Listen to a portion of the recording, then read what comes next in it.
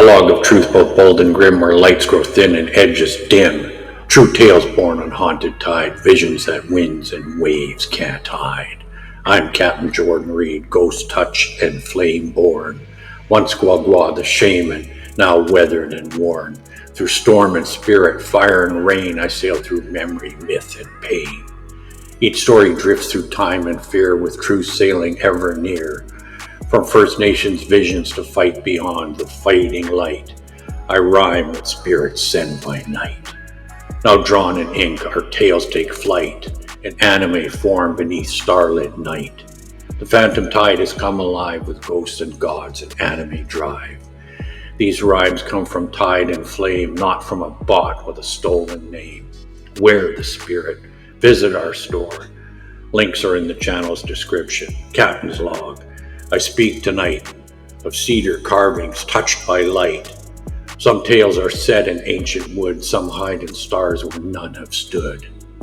I've told this one through countless days, in museum halls where echoes stay, under rafters tall and thin where cedar breathes and spirits fill.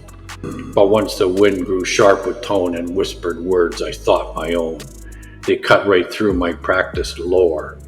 It's a UFO, dummy, nothing more. Yes, they talk to me that way at times, half in scolds and half in rhymes. I led my guests through halls of lore, past masks that guard a shadowed door, past poles like lightning frozen fast, past echoes of the coastal past, until we reach the circle wide where yellow cedar beams abide. There in the rotunda's glow, Bill Reid's great raven bent down low, his beak pried open slow, immense, a clamshell carved with patient sense. Inside crouched men, their eyes unsure, afraid to leave, afraid no more. I told the tale as I was taught of Haida shores where ravens sought, the first of men on rose-pit sand, curled in shells by nature's hand.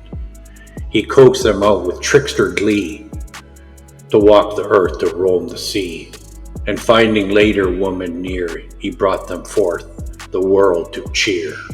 The family spread across the aisle, and Raven watched them all the while. But that day's air grew strange, and still as if the world had bent its will.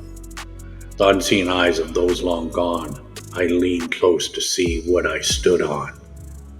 And through the hush came words so sly, they made me stop, they made me pry.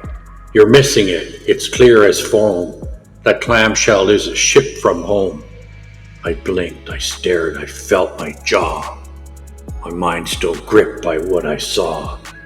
The shell's smooth curve, its open side, its hollow space for men to hide. If you've no word for steel or flight, or starships cutting through the night, you name it for the closest thing that earth or tide or beach can bring.